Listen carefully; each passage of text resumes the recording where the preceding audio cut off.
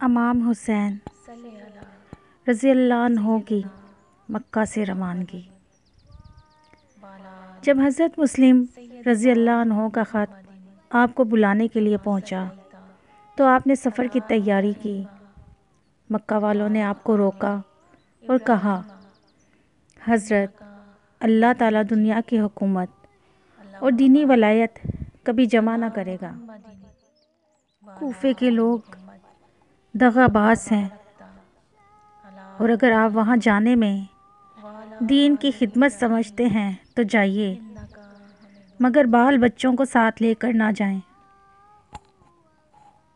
نامعلوم کیا واقعہ پیش آئے۔ آپ نے فرمایا، یہ مجھ سے نہیں ہو سکتا، بال بچے تو میرے دم کے ساتھ ہیں اور مسلم مجھ کو بلا رہے ہیں۔ غرض یہ کہ کسی کی نصیحت کام نہ آئی اور تقدیر غالب رہی، اور 3 ذوالحج 60 ہجری میں منگل کے روز آپ کوفے کو روانہ ہوئے اور اسی روز حضرت مسلم شہید ہوئے۔ آپ کے ساتھ کل 82 آدمی تھے، جن میں 70 سوار اور باقی پیدل تھے۔ جب آپ کا یہ قافلہ چلا تو خود بخود مکہ شریف میں ویرانی چھا گئی اور سب لوگ چھوٹے بڑے رو رو کر آپ سے ملتے تھے۔ کسی کو کیا خبر تھی کہ شہزادہ کونین حضرت فاطمہ زہرا رضی اللہ عنہا کا نور عین حضرت امام حسین رضی اللہ عنہ ہم سے ہمیشہ کے لیے جدا ہو رہے ہیں اور یہ آپ کی آخری زیارت ہے۔ آپ کعبہ شریف کو مڑ مڑ کر دیکھتے اور روتے تھے۔ آگے لکھا ہے کہ آپ کوفے کو چلے جا رہے تھے، راستے میں فرزوق شاعر ملا۔ آپ نے پوچھا، اے فرزوق، تم کو کچھ کوفے کا حال بھی معلوم ہے؟ اس نے کہا، اے فرزند رسول صلی اللہ علیہ وآلہ وسلم، کوفیوں نے دغا کی اور مسلم کا ساتھ چھوڑ دیا، ان کو اور ان کے بچوں کو شہید کر دیا۔ آپ یہ خبر بحشت اثر سن کر تڑپ گئے اور کوفیوں کی بے وفائی سے چاہا کہ واپس ہو جائیں۔ حضرت مسلم کے بھائیوں نے کہا، بھائی جان، اب ہم بھی زندہ رہ کر کیا کریں گے؟ خود مر جائیں گے یا مسلم بھائی کا بدلہ لیں گے؟ آپ نے فرمایا کہ جب تم سب مر جاؤ گے تو زندگی بیکار ہے، چلو جو تمہارا حال وہی ہمارا حال۔ پھر وہاں سے کوفہ کو روانہ ہوئے۔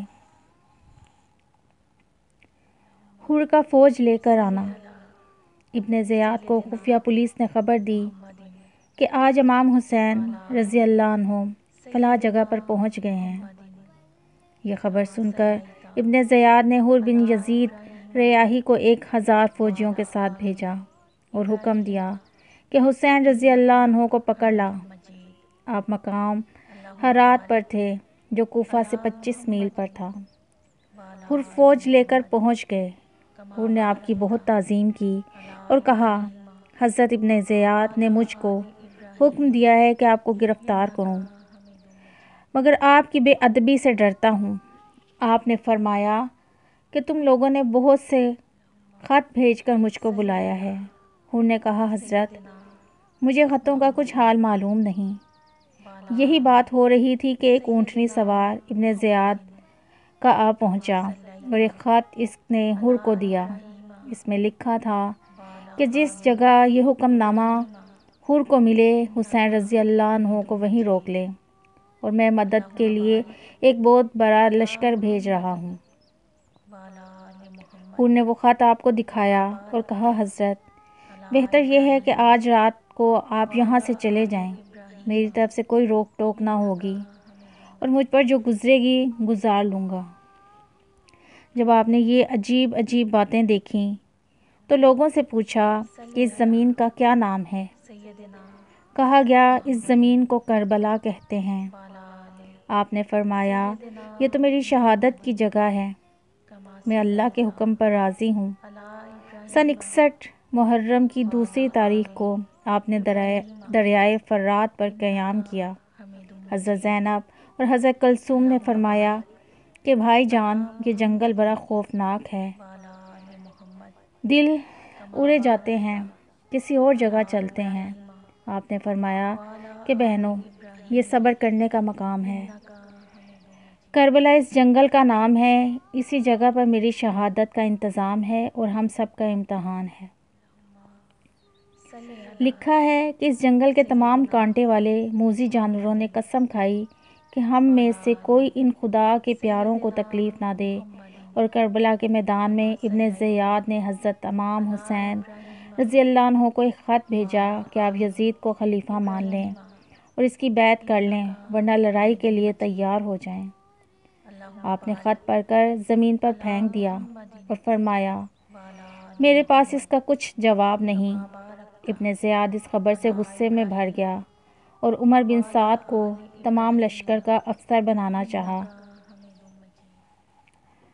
اللہ کی قدرت بخاری شریف اور مسلم شریف میں ہے، حضرت علی رضی اللہ عنہ فرماتے ہیں کہ رسول اللہ صلی اللہ علیہ وآلہ وسلم نے فرمایا کہ اے سعد، میرے ماں باپ تجھ پر قربان، تیر مارو۔ اس حدیث شریف کا مطلب یہ ہے کہ حضرت سعد ابن وقاص رضی اللہ عنہ بڑے تیر انداز تھے۔ جنگ احد میں جب کافر لوگوں نے رسول پاک صلی اللہ علیہ وآلہ وسلم کو گھیر لیا، تب آپ صلی اللہ علیہ وآلہ وسلم نے سعد کو فرمایا کہ تیر مارو ان کافروں کے، اور آپ تیر لے کر حضرت سعد کو دیتے تھے۔ حضرت علی رضی اللہ عنہ فرماتے ہیں کہ رسول پاک نے کسی اور شخص کو یہ نہیں فرمایا کہ میرے ماں باپ تجھ پر قربان ہوں سوائے سعد کے۔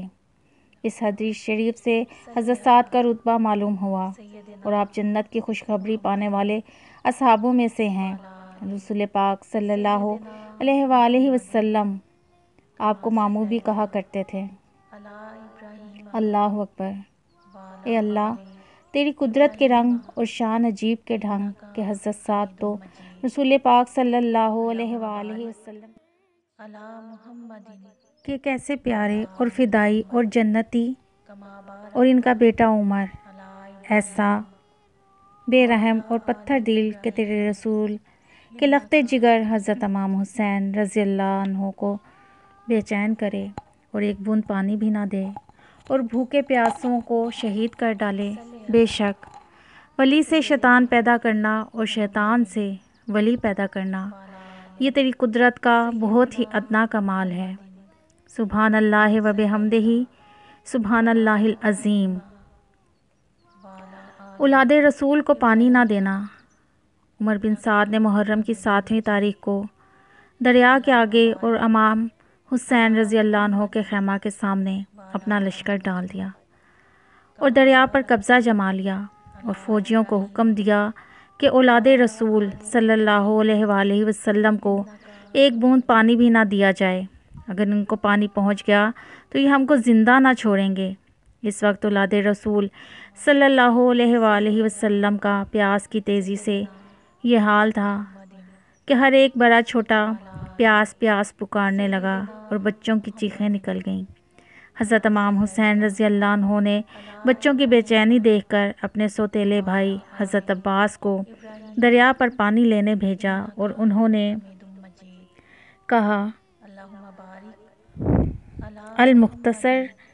حضرت عباس رضی اللہ عنہ بڑی مشکل سے دریا پر پہنچے اور مشک بھر کر چلے تو ظالموں نے تیر مارے اور مشک سے پانی نکل گیا اور خود زخمی ہو کر خالی آئے، اور حضرت امام حسین رضی اللہ عنہ سے فرمایا، بھائی جان، دنیا کا پانی اب ہماری قسمت میں نہیں ہے۔ آگے لکھا ہے کہ جب اولاد رسول صلی اللہ علیہ وآلہ وسلم مچھلی کی طرح پیاس کی تیزی سے تڑپنے لگی تو کنواں کھودا گیا، 70 ہاتھ زمین کھودی مگر پانی نہ نکلا، ہر طرح کی مجبوری ہو گئی۔ پیاس کی تیزی سے سب اشاروں سے بات کرتے تھے اور تیمم سے نمازیں پڑھنے لگے۔ محرم کا 7واں، 8واں اور 9واں یہ 3 روز اولاد رسول صلی اللہ علیہ وآلہ وسلم پر ایسے گزرے کہ ایک بوند پانی بھی نہ ملا، زبانیں خشک ہو گئیں۔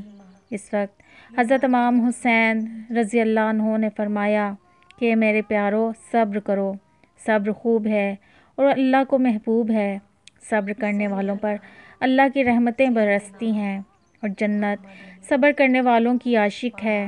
آپ کی یہ نصیحت سن کر سب کی ہمت بڑھی اور سب مصلے بچھا بچھا کر اللہ کی یاد میں لگ گئے، اور آپ نے اللہ تعالیٰ کی بارگاہ میں دعا کی، اے مالک زمین و آسمان، تو خوب جانتا ہے کہ ان لوگوں نے مجھ کو بلایا، مجھ پر اور میرے ساتھیوں پر یہ ظلم ڈھایا، اس کا انصاف تیرے قبضے میں ہے۔ اور اپنے ساتھیوں سے فرمایا، یعنی سب بھائی اور بھتیجوں نے کہا، اے رسول پاک صلی اللہ علیہ وسلم کے بیٹے، بڑی شان و ہمت والے، یہ ہم سے ہرگز نہ ہو سکے گا کہ اس مصیبت میں آپ کو چھوڑ کر بھاگ جائیں۔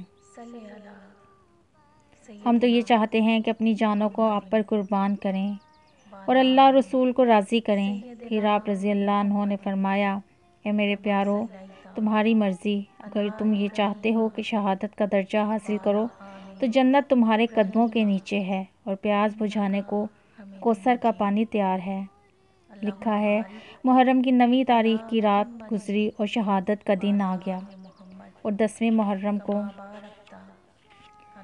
صبح ظاہر ہو گئی۔ آپ نماز پڑھ کر جائے نماز پر ہی بیٹھے تھے کہ ظالموں کا لشکر لڑنے کے لیے آ گیا اور ڈنکے کی آواز آئی۔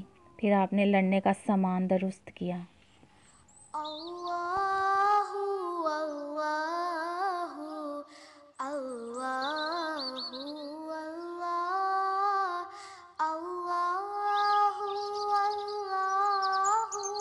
اللہ اللہ۔